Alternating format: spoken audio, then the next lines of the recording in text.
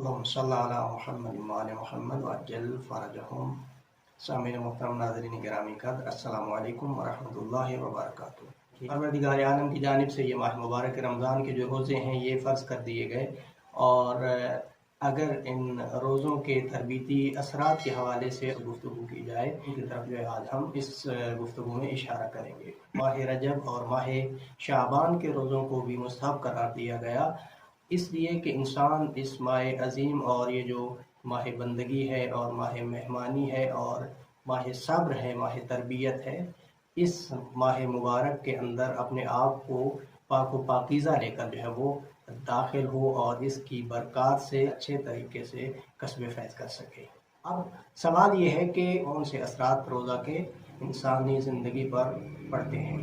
اگر اس کو اختصار کے ساتھ بیان کیا جائے تو یہ کہا جا سکتا ہے کہ روزہ جو ہے یہ تزکیہ نفس کے لیے بہت ہی مفید ہے، اور انسان جو ہے وہ اپنے نفس کے اوپر جو ہے وہ قابو پاتا ہے، غلبہ پاتا ہے، اور دیگر اپنی جو خواہشات ہیں، نفسانی خواہشات ہیں، ان سے جنگ کرنے کی مشق کا نام روزہ ہے۔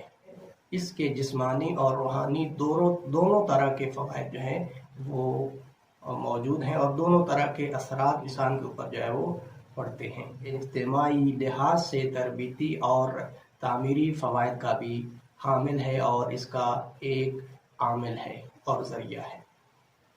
جیسے اگر ذکر کیا جائے تو روزہ جو ہے یہ باعث بنتا ہے کہ انسان کے اندر قوت صبر جو ہے، قوت تحمل اور برداشت جو ہے، اس کے اندر یہ تقویت کا باعث بنتا ہے۔ اسی طرح آخرت کی یاد کے ساتھ ساتھ انسان اپنی خواہشات پر جو ہے وہ کنٹرول اور قابو پاتا ہے، اور اس کا سبب بھی روزہ ہے۔ اس کے علاوہ اگر سماجی فوائد جو ہیں ان کو ذکر کیا جائے تو روزہ جو ہے یہ فقراء کے ساتھ ہمدردی اور طبقاتی جو فاصلے ہوتے ہیں ان کو کم کرنے کا ذریعہ بنتا ہے۔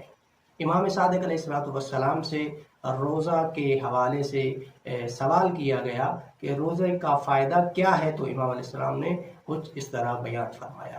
روزہ اس لیے واجب ہوا ہے کہ فقیر اور غنی اور مالدار اور دولت مند اور ثروت مند جو ہے ان کے مابین مساوات جو ہے اس کو قائم کیا جا سکے، تاکہ وہ جو غنی اور مالدار شخص ہے وہ بھی بھوک اور پیاس جو ہے اس کو محسوس کرے اور اس کا مزہ چکھے، اور فقیر کا جو حق ہے وہ ادا کر سکے، کیونکہ ثروت مند عام طور پر جو چاہتا ہے اس کو وہ آسانی سے اپنے لیے فراہم اور مہیا کر سکتا ہے۔ پروردگار عالم اپنے ثروت مند افراد کو بھوک، درد اور رنج کا احساس دلا کر وہ چاہتا ہے کہ ضعیفوں اور بھوکوں پر وہ رحم کر سکے اور رحم کرے۔